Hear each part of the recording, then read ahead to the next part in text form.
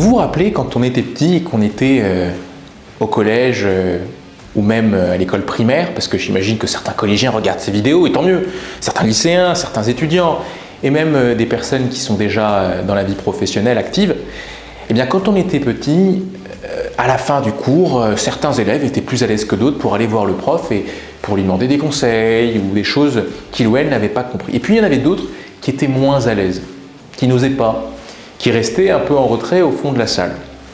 Bon, je ne vais pas vous mentir, moi j'étais un petit peu de ceux qui n'allaient pas trop voir le prof, non pas par peur de paraître un peu faillot, mais juste parce que le prof était une autorité à mes yeux.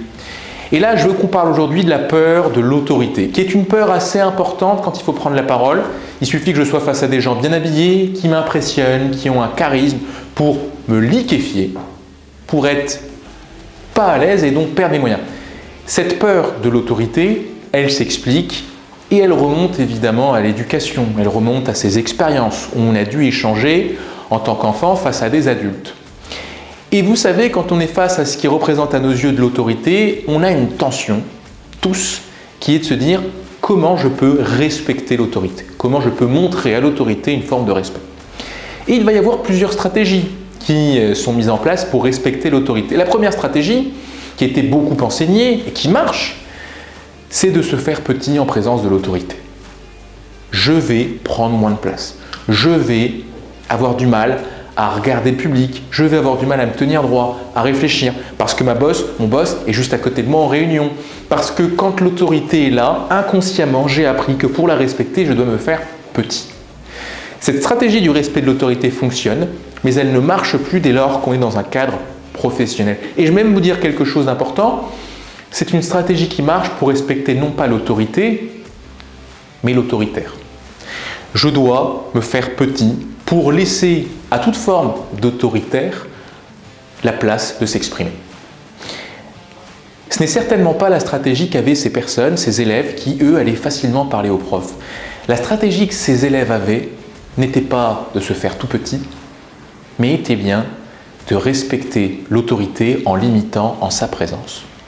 Ces personnes, consciemment ou pas, cherchaient à imiter les codes de l'autorité lorsqu'elle était face à eux pour lui montrer du respect. Le prof se tient droit, et bien je lui parle en me tenant aussi droit. Ma N+1, mon N+1 parle en faisant de grands gestes et en parlant fort, je vais me permettre de faire pareil en réunion. Certains se diraient, c'est montrer à l'autorité qu'on essaie de la défier, et donc je vais me faire petit en sa présence. D'autres se diraient, c'est justement une façon de montrer à l'autorité que je respecte ses codes, et donc que je les valorise, et donc que je les incarne. Faisant cela, je vais aussi montrer à l'autorité que lorsqu'elle aura besoin d'être transmise, lorsqu'elle pensera, cette personne, à quelqu'un pour la remplacer, eh bien, je vous laisse imaginer, est-ce qu'elle va penser à la personne qui s'est fait petite en sa présence? Est-ce qu'elle va penser à la personne qui limite en sa présence? Respecter l'autorité n'est donc pas se faire petit en sa présence, mais bien limiter. Et si vous voulez être à l'aise face à l'autorité, je vous invite à respecter en imitant. Si vous vous faites petit, c'est que vous voyez dans cette autorité une forme d'autoritaire.